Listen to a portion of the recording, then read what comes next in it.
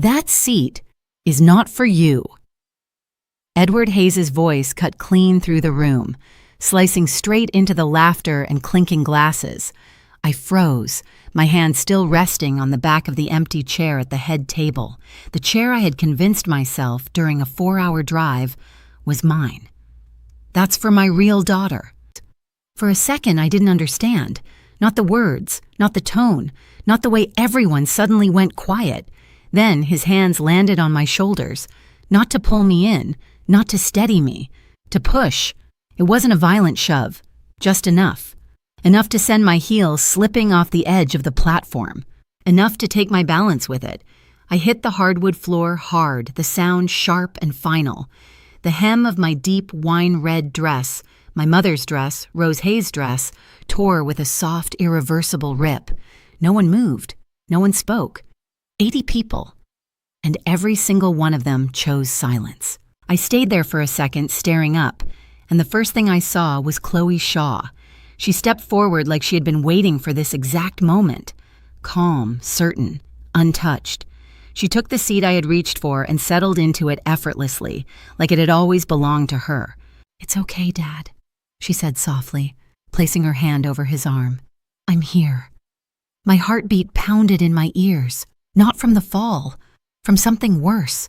Because in that moment, something finally clicked. Something I had spent 3 years refusing to see. I wasn't just ignored. I had been replaced. And what no one in that room knew, not even the man who had just pushed me to the floor, was that the truth was about to destroy what would you do if the person who raised you suddenly erased you like you never existed? Would you walk away? Or would you stay and fight for the truth? Because what happened next didn't just expose a lie, it shattered an entire family. If this moment hit you even a little, take a second to like the video. And if you believe truth always finds a way to surface, subscribe to the channel so you don't miss what comes next. And tell me in the comments, have you ever been pushed aside by someone you trusted the most? Because in the next part, everything begins to unravel. My name is Natalie Hayes. I'm 31 years old, and before everything fell apart, before the silence, the betrayal, and the night my father looked at me like I didn't belong, I had a family that felt unbreakable. I grew up in a modest house on the edge of town, the kind of place people would drive past without noticing. But to me, it was everything. Because inside that house lived 2 people who built my world from the ground up. My father, Edward Hayes, and my mother, Rose Hayes. My father wasn't the type to say, "I love you" out loud. He didn't need to. He showed it in the way he worked, in the way he made sure the bills were paid, the roof didn't leak, and the doors locked properly at night. He was steady, predictable, solid, the kind of man who believed that if you did your job right, things would hold. On Saturdays, he would take me with him to job sites. I was just a kid, wearing oversized steel-toe boots that made it hard to walk straight. I remember the smell of dust, the clang of metal, the skeletons of buildings rising from the ground. He would kneel beside me, point to a beam hidden behind layers of steel and concrete, and say, "See that, Natalie? That's what keeps everything standing." At the time, I thought he meant buildings, but years later, I would understand. He meant people. My mother, Rose, was different in every way. Where my father was structure, she was warmth. She worked long hours, too, but somehow when she came home, the entire house seemed to breathe again. The kitchen would fill with the scent of something cooking, and she'd hum softly. Always a little off-key, always a little imperfect, and somehow always exactly what we needed. She had this way of making ordinary moments feel important. Dinner wasn't just food, it was connection, conversation, a reason to sit down together no matter how long the day had been. At the center of it all was a wooden dining table my father had built the year I was born. It wasn't flawless. The edges were slightly uneven, the surface worn from years of use, but it was ours. 3 chairs, no more, no less. My father used to say, "A table doesn't need to be big, it just needs to hold the right people." And for a long time it did. But then slowly, everything began to change. It started with a diagnosis. My mother was told she had pancreatic cancer when I was 11. At first, it didn't feel real. It was just doctor visits, whispered conversations, days when she seemed tired but still tried to smile through it. But over time, the house grew quieter. The laughter faded, the humming stopped, and then, 14 months later, she was gone. I was 12. The world didn't stop, but it felt like it should have. What I remember most about that time wasn't noise. It was silence. Heavy, suffocating silence that settled into every corner of the house. And yet, my father didn't fall apart, at least not where I could see it. He didn't cry in front of me. He didn't talk about how much it hurt. He just kept going. He woke up at the same time every morning. He went to work. He came home. He cooked dinner. And every night, we sat at that same wooden table. Only now, there were two of us. My mother's chair remained empty. I remember asking him once if we should move it, just shift it out of the way, make the room feel less like something was missing. He looked at me for a long moment, then shook his head. "No," he said quietly, "it stays." So it did. For 3 years, it was just us. The house was quieter, the days heavier, but it was still home, still ours. And in that silence, I held on to one belief with everything I had. No matter what we had lost, we still had each other. That belief became my foundation, my anchor, the thing I never questioned. Until the day my father told me he had met someone. He said it carefully, like he was trying not to break something fragile between us. He promised me she would never replace my mother. He promised nothing would change. And I believed him. Because when you've already lost one parent, you don't prepare yourself to lose the other. You tell yourself that's not how life works. That lightning doesn't strike twice in the same place. So when Miranda Shaw walked into our lives, elegant, composed, and effortlessly confident, I told myself this was just a new beginning, not an ending. At first, she was kind, attentive in a way that felt deliberate but not unwelcome. She asked about my school, complimented things my mother had chosen, spoke softly, moved carefully, as if she understood she was stepping into something sacred. And then there was her daughter, Chloe Shaw. Chloe was younger than me, full of energy, eager to connect. She talked constantly, filled the quiet spaces with laughter, and quickly found her way into my father's attention. For a moment, it almost felt like the house was alive again, like the silence had finally lifted. But the truth is, some changes don't announce themselves. They happen quietly, one small shift at a time. And by the time you realize something is missing, it's already been replaced. After my mother died, the world didn't collapse the way I had imagined it would.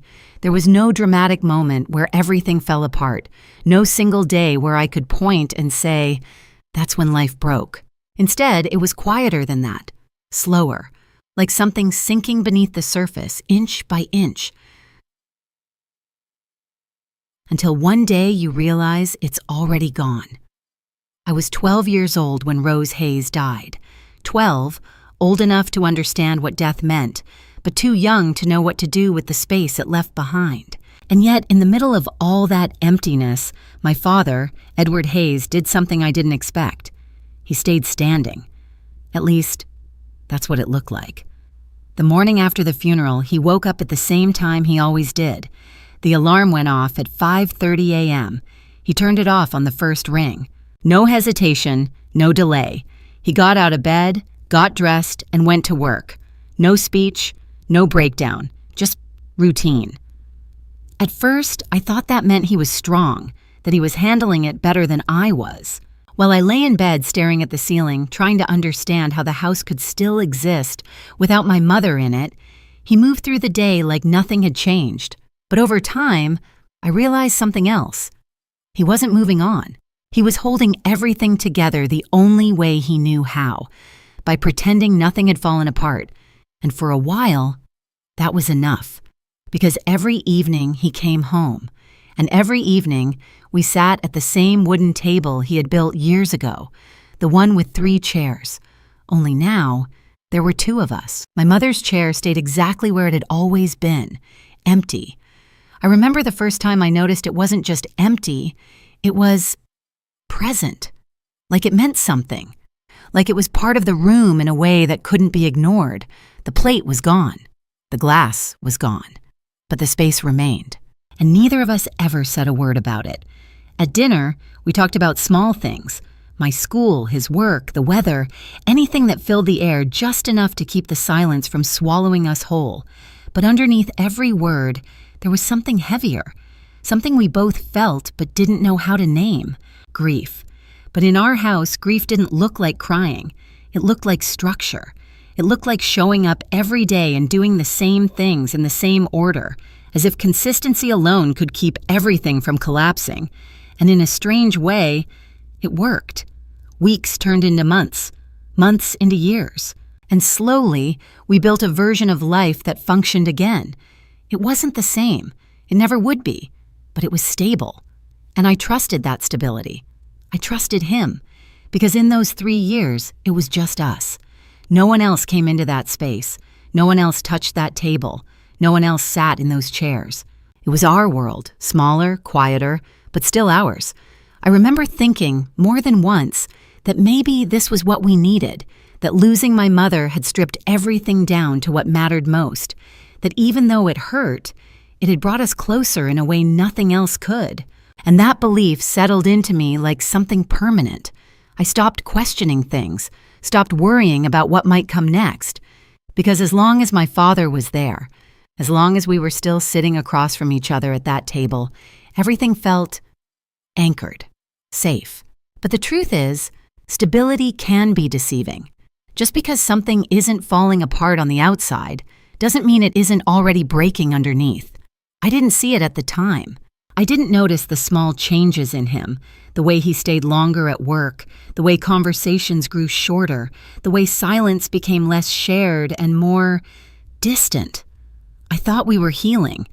What I didn't understand was that my father wasn't healing at all. He was empty. And emptiness has a way of searching for something to fill it. I just never imagined what or who would take its place. So when he finally sat me down one evening, 3 years after my mother's death, and told me he had met someone, I wasn't prepared. Not for the words, not for what they would mean, and definitely not for what would come after. When my father told me he had met someone, he didn't say it like a man in love. He said it like a man trying to fix something that had been broken for too long. We were sitting at the kitchen table, the same wooden table he had built, the same one that still held 3 chairs, even though only 2 of them had been used for years. The light above us was dim, casting long shadows across the surface, and for a moment, I noticed something strange. He didn't look at me when he spoke. "I've been seeing someone," Edward Hayes said, his voice careful, measured, like each word had been rehearsed before it reached the air. I didn't respond right away, not because I didn't understand, but because I did. And understanding made it harder. "She's not replacing your mother," he added quickly, finally looking up. "That's not what this is." I nodded. "Okay." That was all I said. And in that moment, I made a decision I didn't even realize I was making. I chose not to question it, not to challenge it, not to ask the uncomfortable questions that were already forming in the back of my mind, because part of me believed him, and the other part didn't want to find out if he was wrong. Her name was Miranda Shaw. The first time I met her, she didn't feel like a threat. She felt like someone who understood exactly where she was stepping. She arrived at our house in a cream-colored coat, her movements smooth, controlled, almost rehearsed. She carried herself with a kind of quiet confidence that made people pay attention without her ever asking for it. When she smiled, it was warm, but precise, like it had a purpose. And she brought a bottle of wine that cost more than anything we had in our refrigerator. "I've heard so much about you, Natalie," she said, her voice soft, perfectly measured. I wasn't sure how to respond to that, because I hadn't heard anything about her. But still, I nodded, offered a polite smile, and sat down at the table. That night felt normal. Not perfect, but manageable. She asked about my classes, complimented the house, even paused in front of one of my mother's old decorations and said, "This is beautiful. Your mother had great taste." For a second, I felt something unexpected. Relief. Like maybe this wouldn't be as difficult as I thought. Like maybe my father had found someone who wouldn't try to erase what came before her. And for a little while, it stayed that way. But the thing about change is, it rarely happens all at once. It starts small, subtle, almost invisible. They got married less than a year later. It was a small ceremony. Quiet, simple. Miranda wore ivory. I wore the only formal dress I owned at the time, a black dress my mother had bought me years earlier. No one commented on it.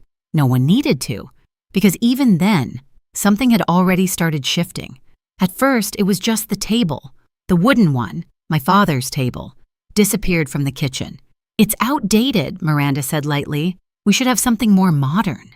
And my father agreed. Just like that, the table that had held every version of our family was moved to the garage. In its place, a marble dining set appeared. Clean, perfect, cold. It looked better, but it didn't feel like ours. Then came the next change. My chair, the one my father had carved my initials into when I was 8, was gone. "We needed a matching set," Miranda explained, smoothing out a linen napkin like it mattered more than what she had just removed. I stood there for a second, trying to process it. It was just a chair, just a piece of wood.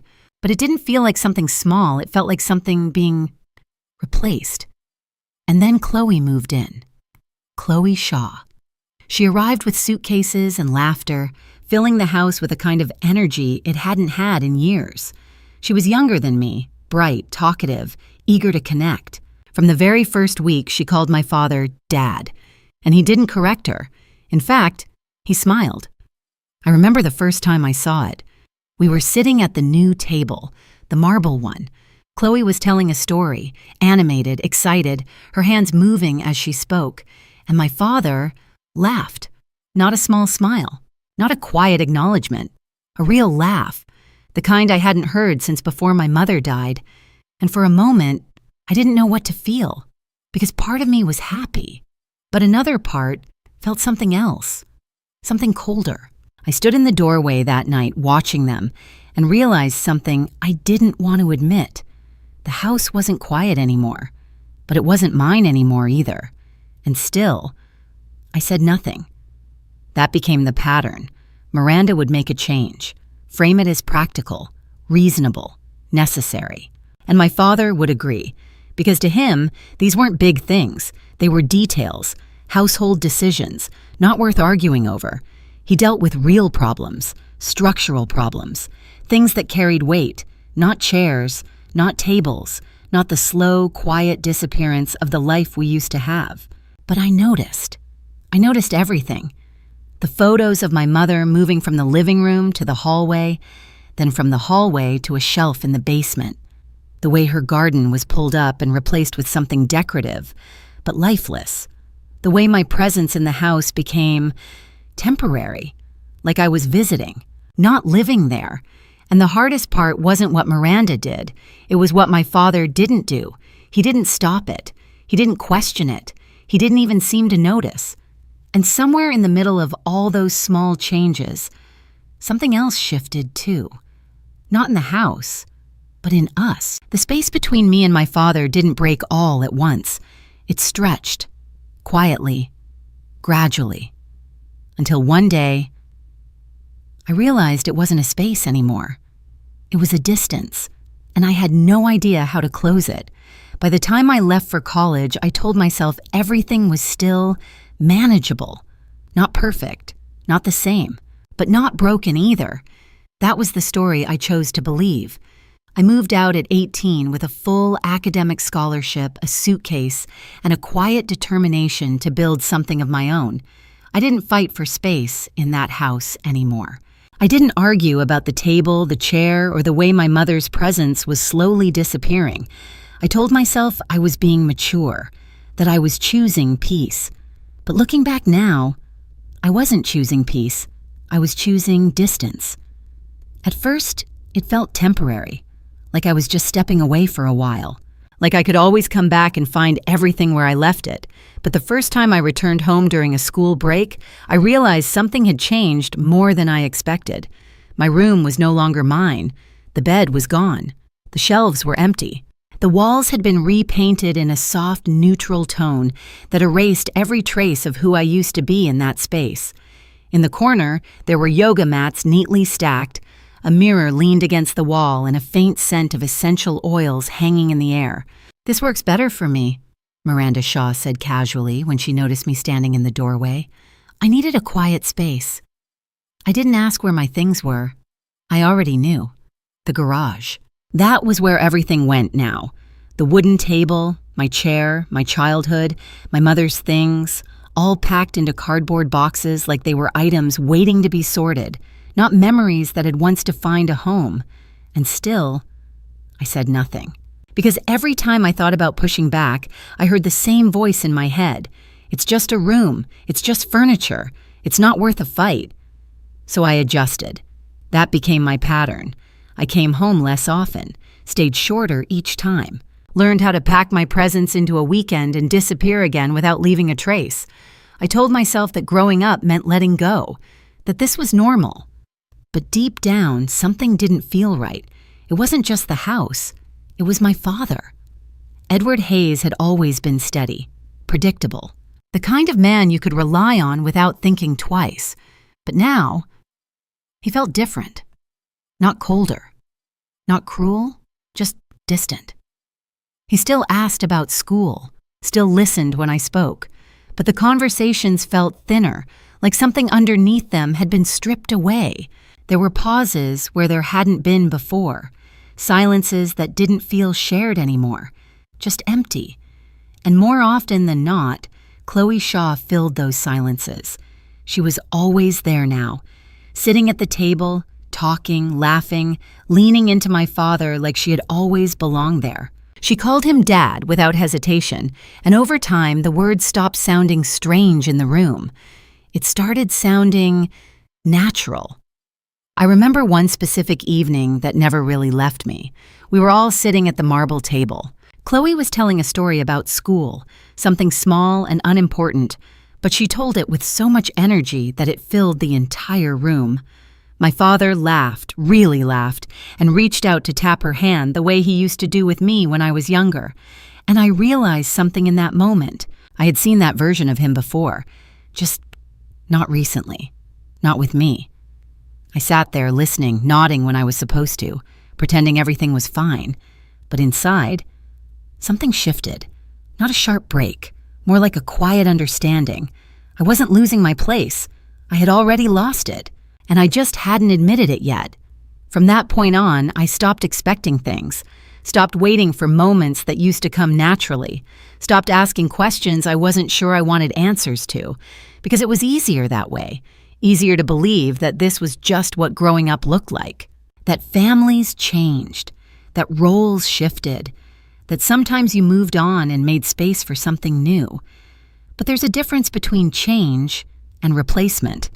And I didn't fully understand that difference until much later. At the time, all I knew was that the house I used to call home no longer felt like mine, and I didn't know how to take it back without breaking something else in the process. So I chose not to try. I focused on my studies, on building a life outside of that house, on becoming someone who didn't need to go back to feel whole. And for a while, it worked. I built something stable, something structured, a life that made sense on paper, but even then, there were moments, small, unexpected ones, where the past would slip through, a smell, a sound, a memory of my father pointing at a beam and telling me it held everything up. And I would wonder, what happens when the thing that was supposed to hold everything together to slowly lets go? I didn't ask him that. I didn't ask him anything. And that was the second mistake. Because while I was learning how to live without that house, someone else was learning how to live inside it. Completely. Fully. Like I had never been there at all. I thought distance would protect me. That if I stayed focused on my own life, my studies, my future, the version of myself I was building outside that house, then whatever was happening back home wouldn't matter as much. But distance doesn't erase things. It just delays the moment you have to face them. And for me, that moment came on a quiet Thursday afternoon in the most ordinary way possible. A phone call. It was my father, Edward Hayes. He didn't call often anymore. Most of our communication had been reduced to short messages, brief check-ins, practical updates, conversations that stayed safely on the surface. So when I saw his name on my screen, something in my chest tightened before I even answered. "Hey," I said, trying to sound normal. There was a pause on the other end. Not long, just enough to feel unfamiliar. "Natalie," he said finally, his voice lower than usual. "I need to talk to you about something." That was all it took. 14 words. And suddenly, everything inside me shifted. I stepped outside my apartment, away from the noise, the movement, the world I had built for myself, and stood there in the stillness as he spoke. "I've been thinking about the house," he continued, "about making some changes." I didn't interrupt, didn't ask what kind of changes. Because somewhere deep down, I already knew this wasn't going to be small. "Miranda thinks it's time we renovate," he said. "Open up the space, modernize things. It makes sense." Of course it did. It always did. Everything Miranda suggested made sense. That was the problem. "What kind of renovation?" I asked, even though my voice felt distant, like it didn't fully belong to me. Another pause. And then, "We're going to remove the old structure in the back, expand the living area, redesign the kitchen." The words came out steadily, logically, like a blueprint being read aloud. But then he said something else, something that didn't sound like a renovation. "It's time to clear out what we don't use anymore." And just like that, I understood, not in pieces, not slowly, all at once. The garage, the boxes, the things that had been moved there over the years, the table, my chair, my mother's belongings, all of it. They weren't being stored. They were being phased out. "What does that mean?" I asked, even though I already knew. "It means we'll sort through everything," he said. "Decide what's worth keeping, what isn't." What's worth keeping? The phrase echoed in my mind like something hollow, as if memories could be evaluated, as if a life could be reduced to categories: keep, donate, discard. And for the first time in years, something inside me didn't stay quiet. "Those aren't just things," I said, my voice tightening despite my effort to stay composed. "That's Mom's stuff." There it was, the word we never said. Mom, Rose Hayes. I hadn't said her name out loud to him in a long time, neither had he. And when I did, the silence on the other end changed. It wasn't unfamiliar this time, it was heavy. "I know," he said quietly. But the way he said it didn't sound like he felt it. It sounded like he was acknowledging a fact, not a loss, and that hurt more than anything else. "I'm not throwing everything away," he added, almost defensively. "We'll keep what matters." What matters? The words felt sharper now. "Who decides that?" I asked. Another pause, and this time, it was longer. "Miranda and I will go through it," he said. Of course they would. I closed my eyes for a second, trying to steady myself, trying to hold on to that version of him I used to know. The man who built a table with his own hands and said it didn't need to be perfect, just meaningful. But that man felt far away, replaced by someone who talked about space, efficiency, and what made sense. "I want to come home," I said suddenly. The words surprised even me. "I want to be there when you go through it." There was a shift on the line. Subtle, but unmistakable. "That's not necessary," he replied. "We can handle it. We, not him, not us, we." And in that single word, I felt it again. That quiet, undeniable truth I had been avoiding for years. I wasn't part of that we anymore. "I think it is necessary," I said, more firmly this time. "It's my family, too." Silence. And then, finally, "All right," he said. "If you want to come, you can come this weekend." It wasn't an invitation, it was permission, and somehow, that hurt even more. After the call ended, I stood there for a long time, staring at nothing, feeling everything I had spent years pushing down begin to rise again, because this wasn't just about boxes, or furniture, or renovation. This was about something deeper, something I had been too afraid to name. It was about erasure, about watching the life I had come from slowly disappear piece by piece under the justification of progress, and for the first time, I wasn't willing to stay silent.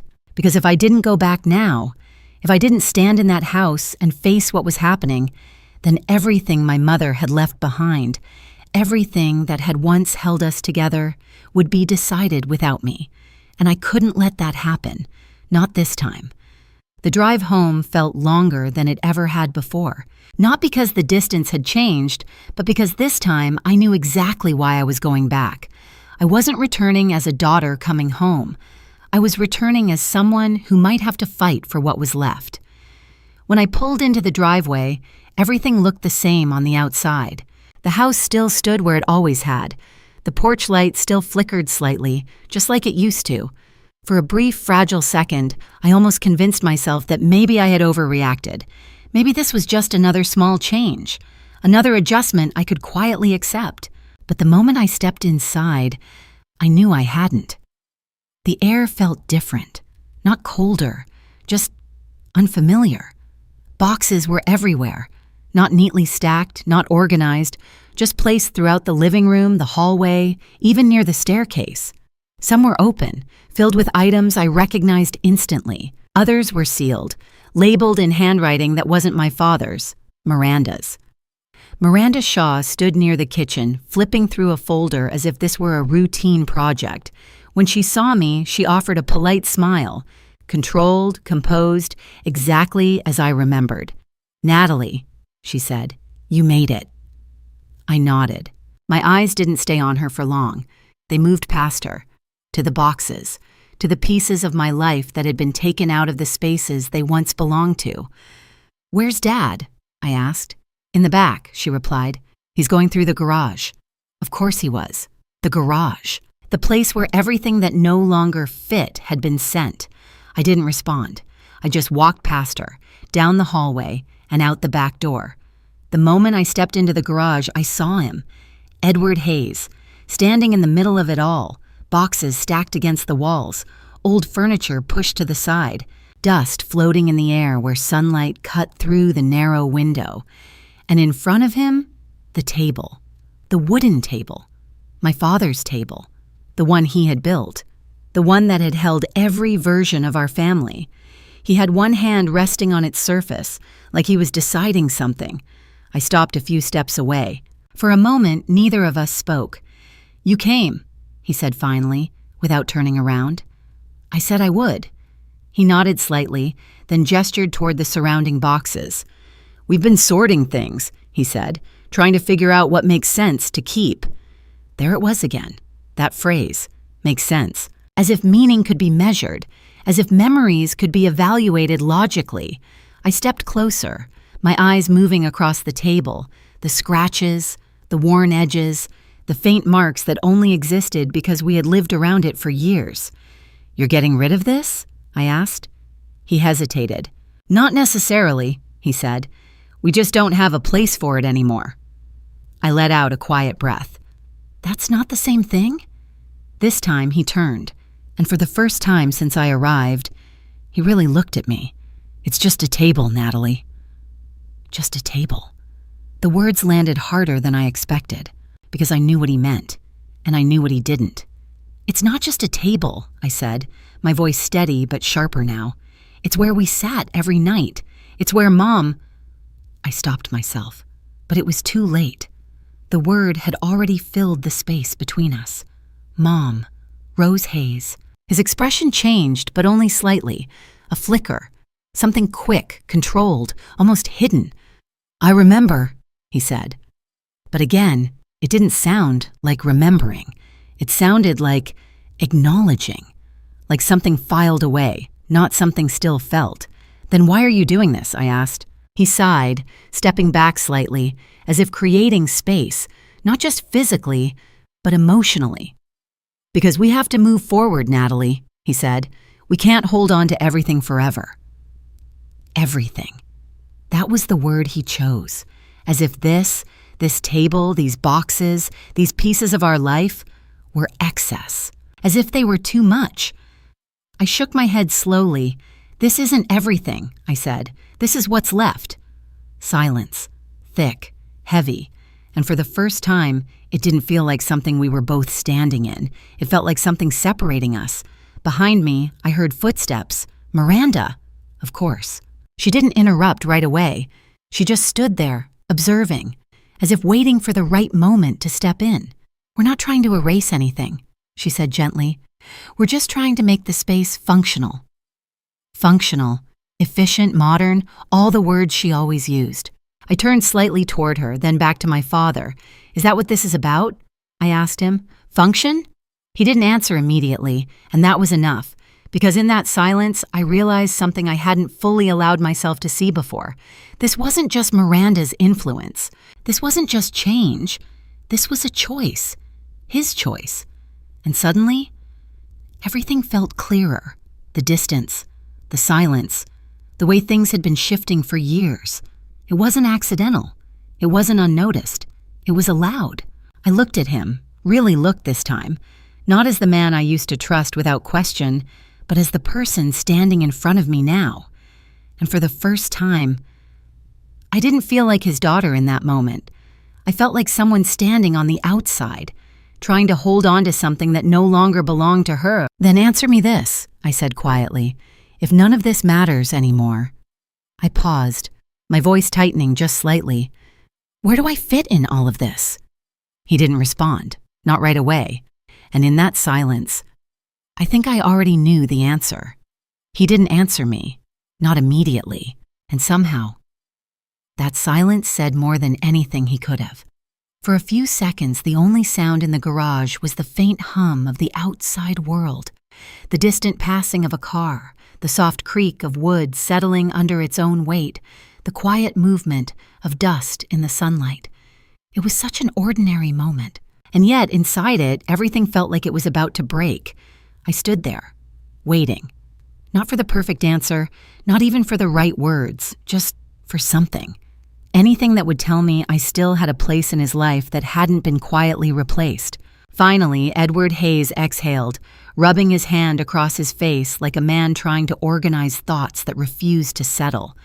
"You're overthinking this," he said. And just like that, something inside me dropped. Overthinking. That was what he chose to call it. Not grief, not attachment, not loss. Just overthinking. I let out a small, almost disbelieving breath, my fingers tightening slightly at my sides. "No," I said quietly, "I'm not." He looked at me, a flicker of frustration crossing his expression now, as if this conversation had become inconvenient, like it had drifted beyond the boundaries of what he considered reasonable. "Natalie, it's been years," he continued, his tone firmer. "We've all had to adjust. You've moved on. You have your own life now." The words were calm, logical, carefully constructed, and yet each one landed like a quiet confirmation of something I hadn't wanted to fully admit. Moved on. That was what he believed. That distance meant detachment. That building a life elsewhere meant letting go of the one that came before. I shook my head slowly, my voice no longer sharp, but steadier, heavier. Building a life doesn't mean forgetting where you came from. Another pause. And this time, it wasn't just silence, it was tension. Something unspoken stretching between us, pulling tighter with every second. Behind him, the table stood exactly where it had been placed, untouched, unmoved, waiting. And suddenly, I understood something that hadn't been clear before. This wasn't just about objects. This wasn't just about space. This was about perspective. To him, these things were part of the past. To me, they were the only pieces of it I still had. Miranda stepped forward slightly then, her presence subtle but deliberate, as if she could sense the shift happening between us. "We're not asking you to forget anything," she said, her voice soft, almost soothing, "but holding on to everything the way it was, it doesn't allow room for what is."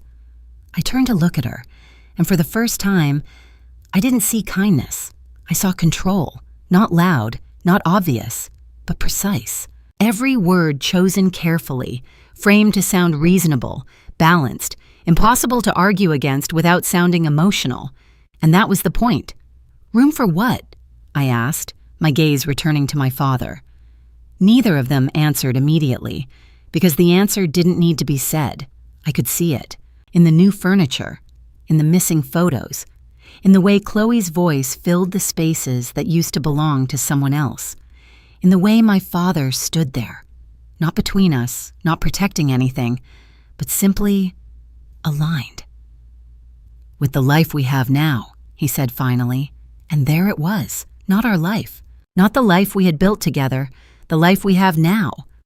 I swallowed, feeling something shift deeper this time, not sharp, not explosive, but final, a quiet realization settling into place. "I'm not part of that life, am I?" I asked. He frowned slightly, as if the question itself didn't make sense. "That's not what I'm saying, but it's what you mean." My voice didn't rise. It didn't need to, because for the first time I wasn't trying to convince him. I was just acknowledging what was already there. "You didn't ask me before you started going through Mom's things," I continued. "You didn't call me when you moved everything out of the house. You didn't even think I should be here today." Each sentence landed with a kind of quiet clarity that surprised even me. "I had to ask to come back," I added. He looked at me then, really looked, as if something in my words had finally reached him. Not the argument, but the weight behind it. "That's not fair," he said. I tilted my head slightly. "Isn't it?" Silence again. But this time, it felt different. Not empty, not distant, but exposed. Like something that had been carefully avoided was now sitting directly between us, impossible to ignore. For a brief moment, I saw something in his expression I hadn't seen in a long time. Uncertainty, not strong, not overwhelming, but there. And yet, it didn't last, because almost immediately, it was replaced. Not by anger, not by defensiveness, but by something quieter, something harder to fight. Acceptance. "I'm doing what I think is best," he said, and that was it. Not an apology, not an explanation, just a decision. His decision. And in that moment, I understood something with absolute clarity. I wasn't losing my place. It had already been reassigned. Not dramatically, not deliberately, but gradually, quietly, until there was no space left for me to stand without feeling like I was in the way. I looked around the garage one more time. The boxes, the table, the fragments of a life that once felt permanent. And then I looked back at him, at the man who had once told me that what held things together wasn't what you could see, but what was built underneath. Maybe he had believed that once, but somewhere along the way, he stopped holding it up, and no one else stepped in to replace it. I took a small step back, the distance between us widening, not physically, but in a way that felt far more permanent. "Then keep what makes sense," I said quietly. My voice didn't shake. It didn't break. Because the truth was, I wasn't trying to hold on to it anymore. Not like before. Not blindly. Not without seeing what it had already become. And as I turned slightly toward the door, one thought settled in my mind with a kind of calm I hadn't expected. This wasn't the moment I lost my family. This was the moment I finally understood. I already had. I didn't leave immediately. That would have been easier, cleaner, like closing a door and pretending nothing inside it mattered anymore. But something in me, something deeper than anger, deeper than disappointment, told me I couldn't walk away just yet. Not like this. Not without facing what was still sitting in that garage, waiting to be decided by people who no longer understood what it meant. So instead of going back inside, I stayed. I waited until the house quieted down, until the voices faded, until even the air felt still again.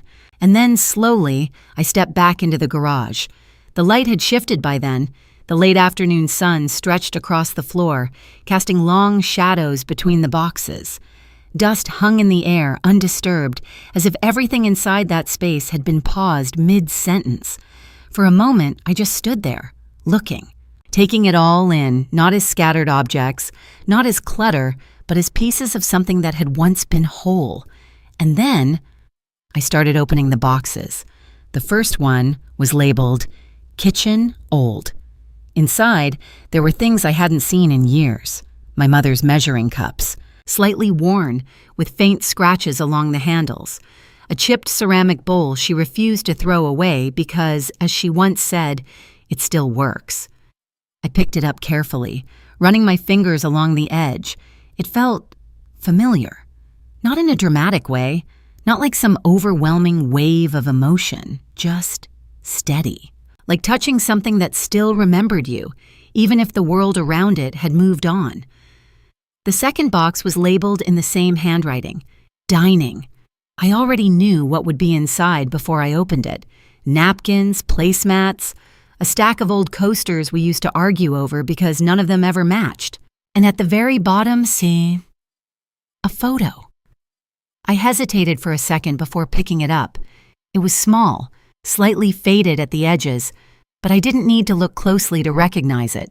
It was us, me, sitting between my parents at that wooden table.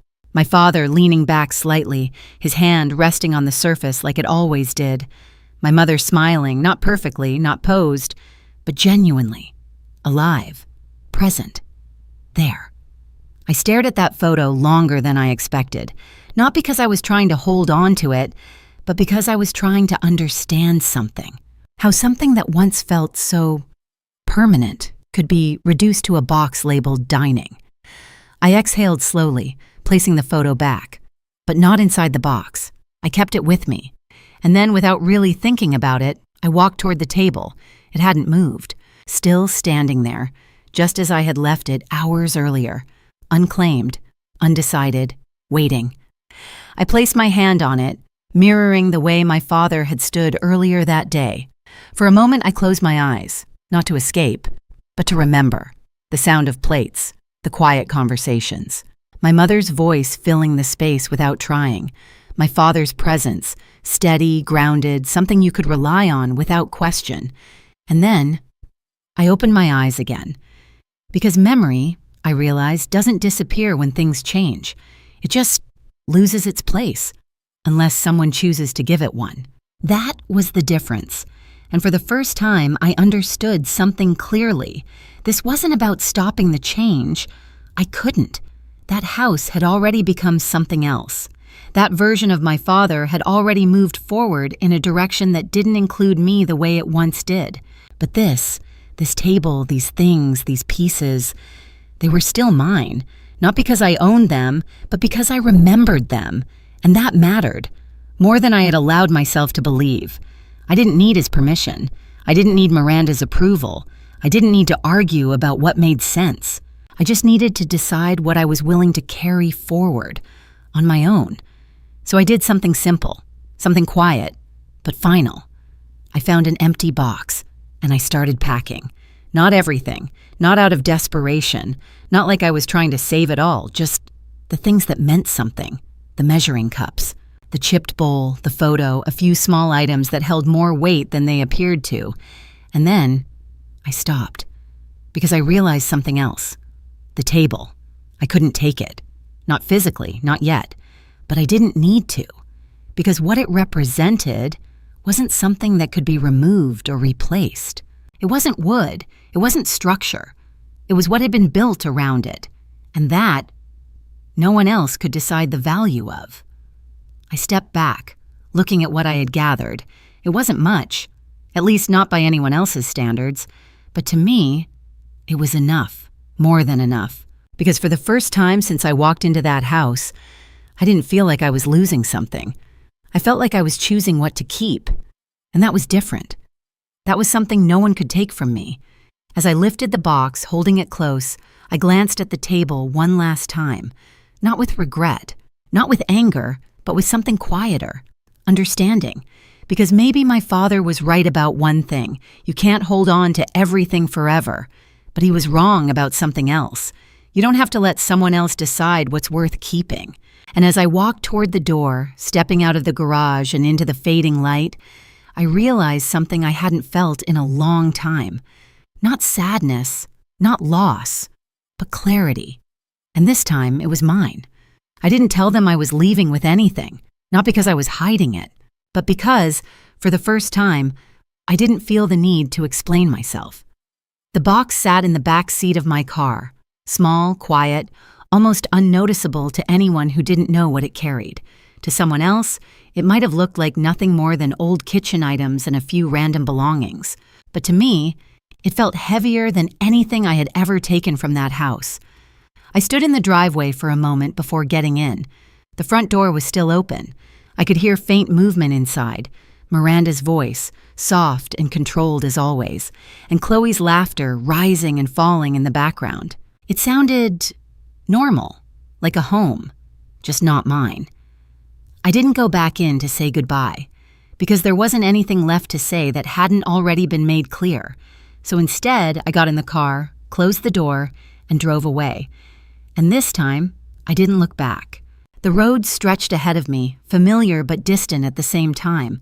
I had driven it hundreds of times before, back and forth between that house and whatever version of my life I was trying to build outside of it. But this drive felt different. Final, not dramatic, not explosive, just decided. For a long time, I didn't turn on the radio. I didn't call anyone. I didn't try to fill the silence, because the silence didn't feel heavy anymore. It felt clear. And somewhere along that drive, something inside me settled into place. I wasn't going back, not for holidays, not for visits, not for anything that required me to stand in a space where I no longer belonged and pretend it didn't matter.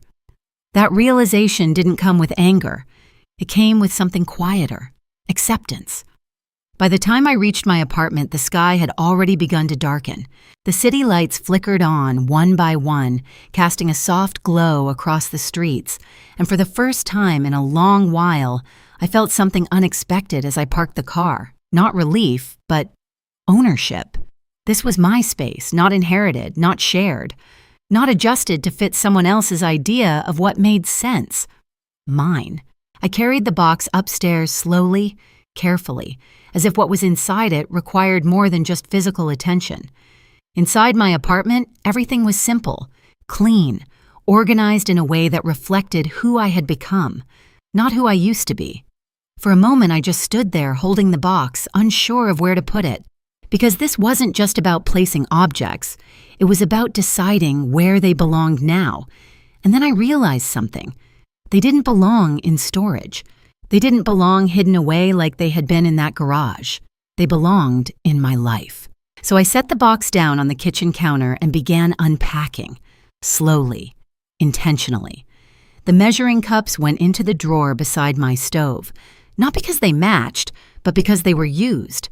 The chipped bowl found its place on the shelf above, slightly imperfect against everything else, but real. And the photo, I paused when I picked it up.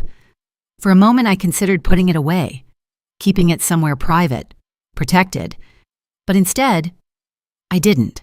I placed it on the counter, leaning it gently against the wall, not as a reminder of what I had lost, but as a quiet acknowledgement of what had existed and what still did, just in a different form. I stepped back, looking at the space again. It had changed, not dramatically, not in a way anyone else would notice, but I did, because now, for the first time, my life didn't feel disconnected from where I came from. It felt integrated, not dependent, not defined by it, but connected in a way that made sense to me, and that was enough. Later that night, my phone buzzed. A message. From my father, Edward Hayes. I stared at the screen for a moment before opening it. "Did you leave already?" That was all it said. No accusation, no emotion. Just a question. I read it once, then again. And for a second, I felt that familiar pull, the instinct to respond quickly, to explain, to soften the edges of something that didn't need to be softened anymore. But this time, I didn't. Not right away. Because for the first time, I understood something clearly. I didn't owe him an immediate answer. I didn't owe him an explanation for choosing myself. So I set the phone down, not out of anger, not out of defiance, but out of clarity. Hours later, before I went to bed, I picked it up again. The message was still there, unchanged, waiting. And finally, I replied. I took what mattered to me. I read the sentence once before sending it. Simple, honest, complete. No blame, no accusation, just truth. I didn't know how he would read it. I didn't know if he would understand. but for the first time, that didn't feel like my responsibility anymore. I placed the phone on the nightstand and turned off the light. The room fell into darkness, quiet and still, but not empty.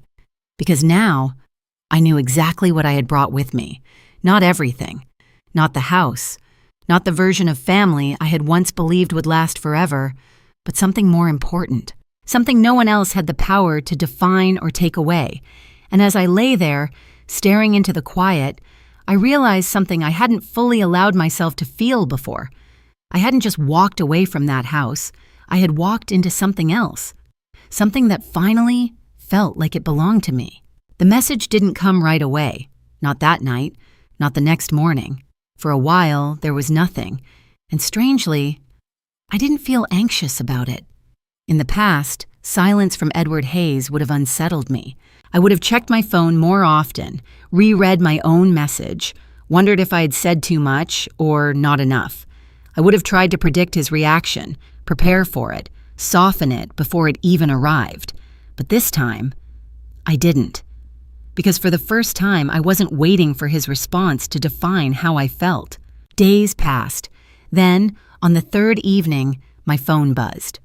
I was in my apartment, standing in the kitchen, absent-mindedly rinsing a cup. The same chipped bowl resting on the shelf above me, the photos still leaning quietly against the wall. Small things, quiet things.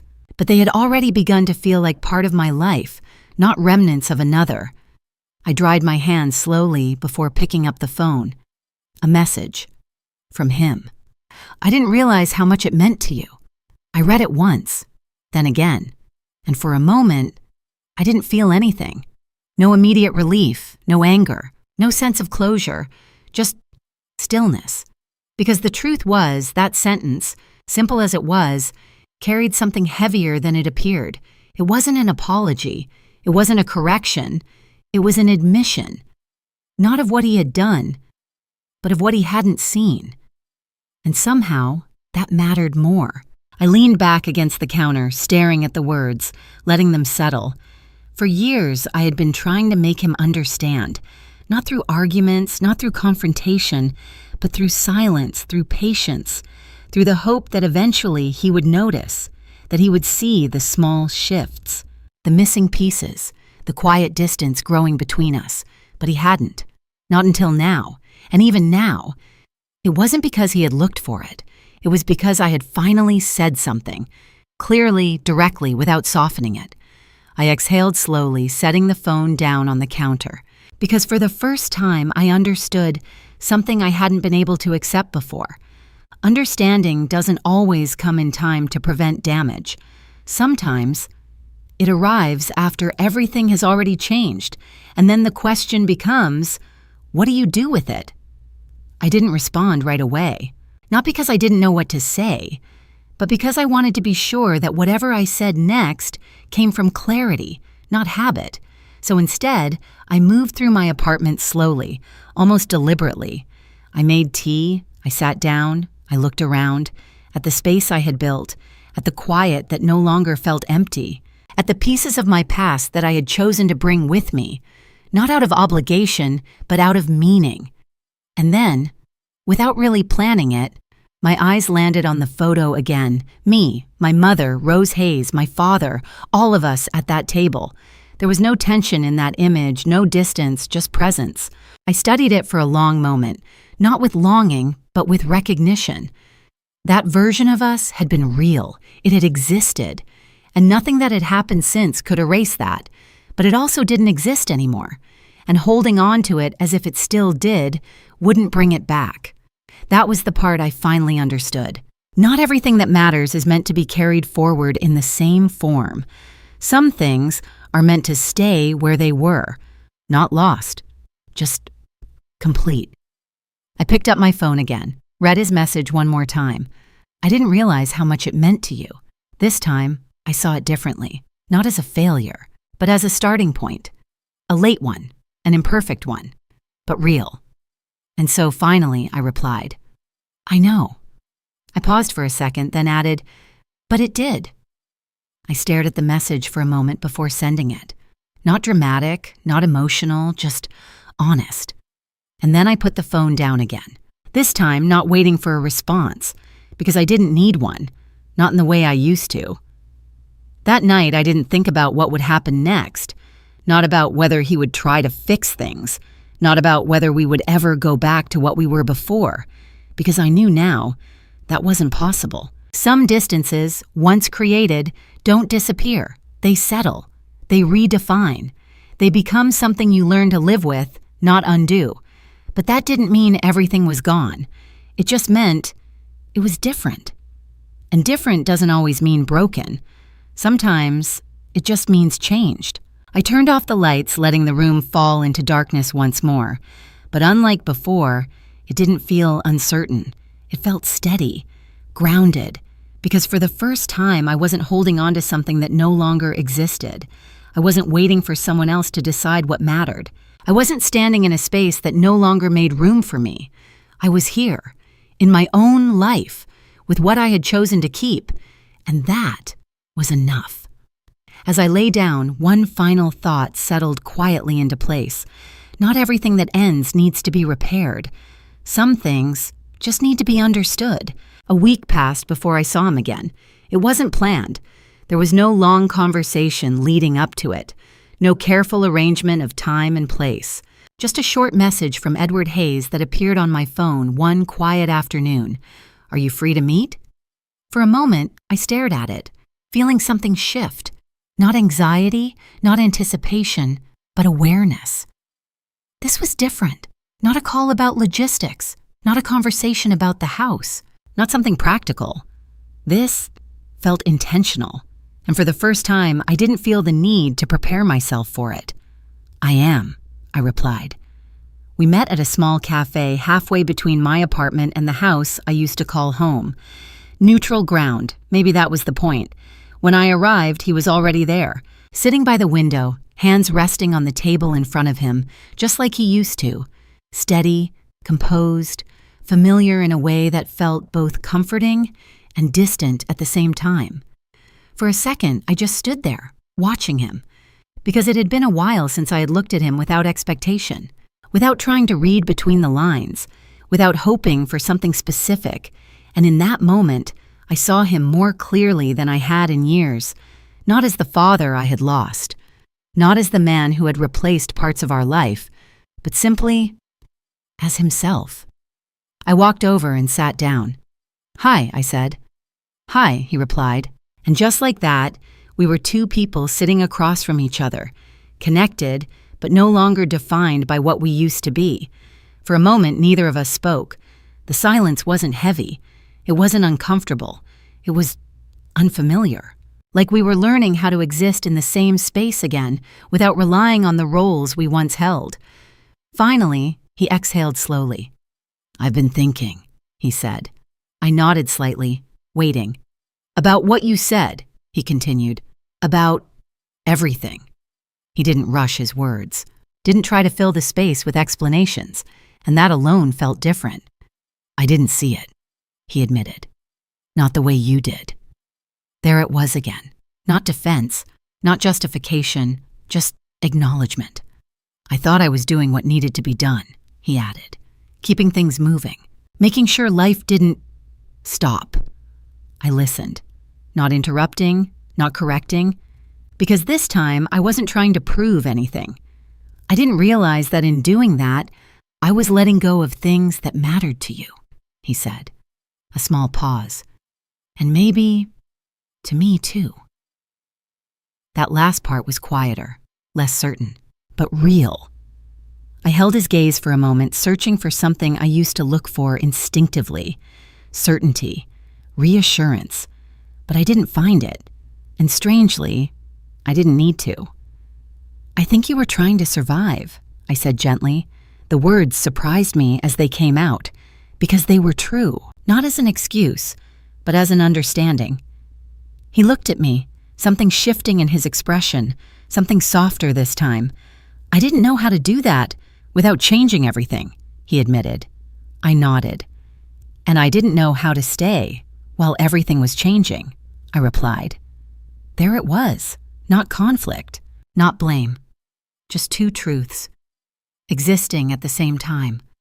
For a moment, we both sat with that, not trying to resolve it, not trying to fix it, just letting it be what it was. "I don't expect things to go back," he said after a while. His voice was steady, honest. "I know they can't." I felt a quiet sense of relief at those words, because that had been the part I couldn't explain before, that I wasn't asking for the past, just for it to matter. "I don't need them to," I said, and for the first time I meant it without hesitation. Another pause, then slowly he reached into his jacket and placed something on the table between us, a photograph. I didn't need to look closely to recognize it, the same one I had taken from the box, only this time it was framed. Not in anything elaborate, just a simple wooden frame, but it was enough. "I found another copy," he said, "in one of the boxes." I looked at it, then back at him. "I thought maybe it shouldn't stay in storage," he added. There was no grand gesture in his voice, no attempt to make it more than what it was, just a choice, a small one, but intentional. I felt something shift inside me then, not a sudden wave, not overwhelming, just quiet, like something that had been unsettled, finding its place again. "Thank you," I said, and this time the words carried weight, not because they fixed anything, but because they acknowledged something, effort, recognition, a step, not backward, not forward, just toward. We didn't talk about the house after that, or Miranda, or Chloe, not because those things didn't exist, but because they didn't need to be part of this moment. Instead, we talked about simple things, work, daily life, nothing dramatic, nothing heavy, and yet it felt more real than anything we had said to each other in years, because for the first time, we weren't trying to recreate what we had lost. We were building something new, something quieter, less certain, but honest. When we finally stood to leave, there was no awkwardness, no hesitation, just a brief pause, and then he nodded. "I'll see you around," he said. Not come home, not visit, just an opening. I smiled slightly. "Yeah," I replied. "You will." And as I walked away from that cafe, the framed photo held carefully in my hands, I realized something that hadn't been clear before. Closure doesn't always come from fixing what was broken. Sometimes it comes from understanding why it broke and choosing what comes next. Not everything had been restored. Not everything had been resolved, but something had shifted. Not in the past, but in the way we carried it forward. And this time, that was enough. Natalie Hayes' story isn't just about a table, a house, or old belongings. It's a story about the value of memories, personal boundaries, and the maturity that comes from letting go of what once meant everything. What's the biggest lesson? First, family doesn't always stay the same. People change, circumstances change, and sometimes the people we trust the most unintentionally hurt us. But that doesn't mean what once existed is fake. It's still real. It still has value. And you don't need to let others decide what's worth keeping. Second, silence isn't always a sign of maturity. Natalie was silent for too long. She thought it was a way to maintain peace. But in reality, prolonged silence only makes you gradually disappear from your own story. Sometimes speaking out, not to win, but to be seen, is necessary. Third, letting go isn't losing. This is the crucial point. Natalie didn't keep the house, didn't keep her place in the family as before, but she kept the right to choose, to keep what truly mattered to her, and that's what prevented her from being erased. Fourth, healing isn't about going back to how things were. The final meeting with Edward Hayes didn't make things the same again, but it created something more important, understanding. And sometimes, in life, understanding is a form of healing. And if you're reading this story, have you ever felt like you were being pushed away from your own family? Have you ever stayed silent for so long that no one noticed you were hurting anymore? If so, remember this. You don't need to hold on to everything to prove you love, but you have the right to keep what belongs to you. And most importantly, you are never without a place unless you abandon yourself. If this story resonates with you, leave a comment. What would you choose to keep? And don't forget to like and subscribe to the channel for more insightful stories about family, choices, and the truth behind seemingly ordinary things. Because sometimes, stories like this aren't just for listening. They're for you to reflect on your own life.